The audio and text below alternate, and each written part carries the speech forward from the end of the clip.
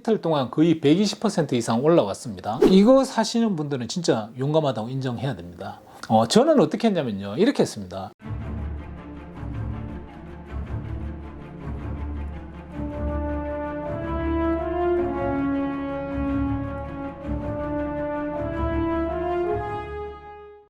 안녕하세요, 제이정입니다. 난데없이 은행이 파산을 했다고 합니다. 실리콘밸리 은행이 부도가 났고요, 시그니처 은행과 실버게이트 은행이 뒤이어서 파산을 했습니다. 퍼스트 시리즌이 파산한 실리콘밸리 은행의 모든 자산과 대출을 인수한다고 하는데요, 사겠다는 거죠. 지금 그거 말고도 21개의 작은 은행들도 도산을 피할 수 없을 거란 소리들이 나돌고 있습니다. 웰스파고도 조만간 벌금을 세게 맞을 거란 소리가 이렇게 나돌고 있습니다. 아마 작은 은행들은 비슷한 상황일 것입니다. 작은 은행들은 자본력이 비슷하니 투자 패턴은 은행들마다 거의 비슷할 테니까 다들 장기 채권에서 손해를 좀 많이 봤을 것입니다. 이번 일은 예금이 줄어들어서 생긴 문제가 아니고 은행이 투자를 잘못한 것이 근본적인 문제라고 하니까요. 당연하겠지만 관련 주식은 아주 난리가 났죠. 실리콘밸리 은행은 300불짜리가 26센트까지 내려갔었죠.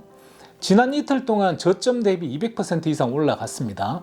퍼스트 시리즌이 실리콘밸리 은행을 산다고 하고 벌어진 일이죠. 시그니처 은행도 비슷합니다. 난리가 났다가 지난 이틀 동안 거의 120% 이상 올라왔습니다. 이거 사시는 분들은 진짜 용감하다고 인정해야 됩니다. 저는 어떻게 했냐면요, 이렇게 했습니다. 퍼스트 시리즌 실리콘뱅크를 산다고 했을 때 체이스 주식을 해지 없이 조금 샀습니다. 지금 산 가격에 조금 올라가서 거기서 왔다 갔다 하고 있는 것 같습니다. 상황에 따라서 숏텀으로 보면 좀 내려갈 수도 있지만 은행주들이 전체적으로 다 내려갈 수도 있을 거라고도 봅니다. 조금만 길게 보면 올라갈 확률이 높다고 판단을 했습니다. 은행이 파산했는데 왜 주식이 안 내려가느냐고 말씀들을 많이 하시던데요. 원래 무슨 일이 이렇게 생기지 않습니까? 그러면 그 일이 생기고 난 뒤에는 쑥 내려갑니다. 그리고 그거를 해결하기 위해서 정부에서 정책을 발표하지 않습니까? 그러면 또 쑥 올라갑니다. 그리고 난 뒤에 이제 지 가격을 찾으러 갑니다. 보통의 경우는 그렇습니다.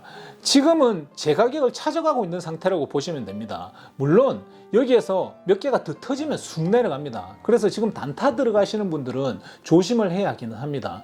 또 쓸데없는 이야기를 한 것 같은데요. 여하튼 지금 현재 상황을 간단하게 간추려서 요점 정리를 하면요, 은행 3개가 3월에 파산을 했고 하나는 다른 데서 인수하기로 결정을 했고 다른 하나는 다른 데서 도와주겠다고 이렇게 하고 있는 상태고, 그리고 다른 하나는 조율 중인 데가 몇 군데 있는 그런 상태입니다. 그리고 다른 21개 정도의 작은 은행이 파산을 하지 않을 수 없는 상황인데 여기저기 해결책을 찾고 있는 그런 상황이라고 합니다.